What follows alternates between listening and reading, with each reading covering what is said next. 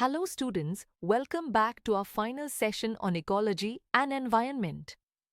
Today we'll explore four important areas: threats to biodiversity, methods of conservation, pollution types and their effects, major environmental conventions held globally. Let's dive right into the topic. Students, biodiversity is under serious threat today, and there are four major reasons behind it. Scientists call them the evil quartet, a term coined by Jared Diamond. Habitat loss and fragmentation, this is the biggest reason. Forests are cleared for farming, roads, cities, destroying the homes of wildlife. Overexploitation, we are taking more from nature than it can give back, like overfishing, hunting, or excessive cutting of trees. Alien species invasion, when foreign species like water hyacinth or Nile perch enter a new ecosystem, they disturb the native species.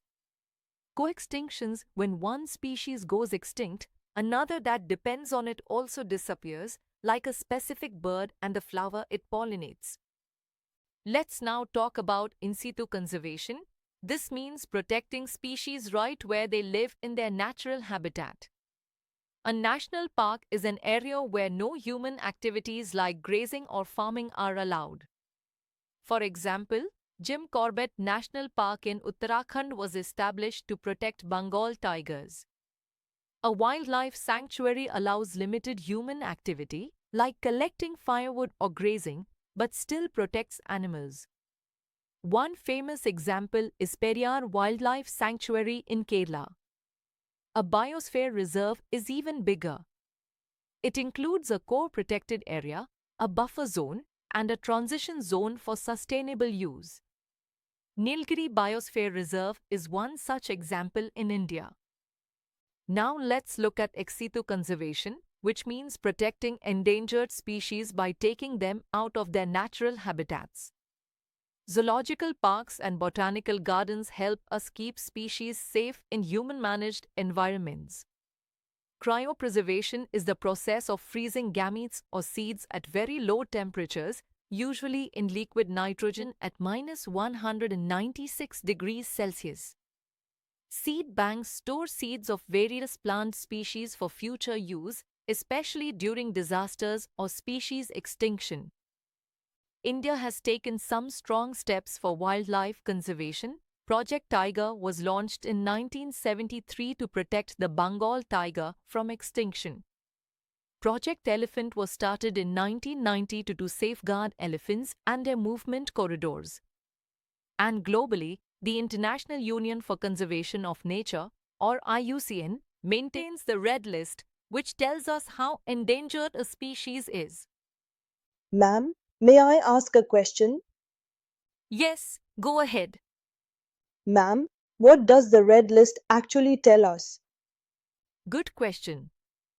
The Red List categorizes species into different threat levels like vulnerable, endangered, and critically endangered, so we know which species need urgent protection. Let's now talk about air pollution. It has two types of pollutants. Primary pollutants are released directly into the air, like sulfur dioxide, nitrogen oxides, carbon monoxide, and particulate matter. Secondary pollutants are formed by reactions in the air. Examples include ozone and smog. When these pollutants mix with water vapor, they create acid rain, which damages buildings, harms soil, and kills aquatic life. The greenhouse effect keeps the earth warm.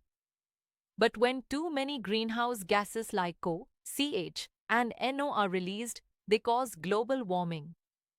Also, the ozone layer, which protects us from harmful UV radiation, has been damaged by CFCs. Thankfully, the Montreal Protocol, signed in 1987, helped countries reduce the use of CFCs.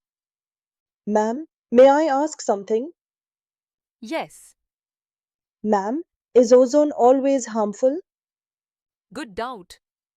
Ozone is good in the stratosphere where it blocks UV rays. But it is harmful at ground level because it causes respiratory issues. water gets polluted by sewage, factory waste, and fertilizers. A key measure of pollution is BOD, biological oxygen demand.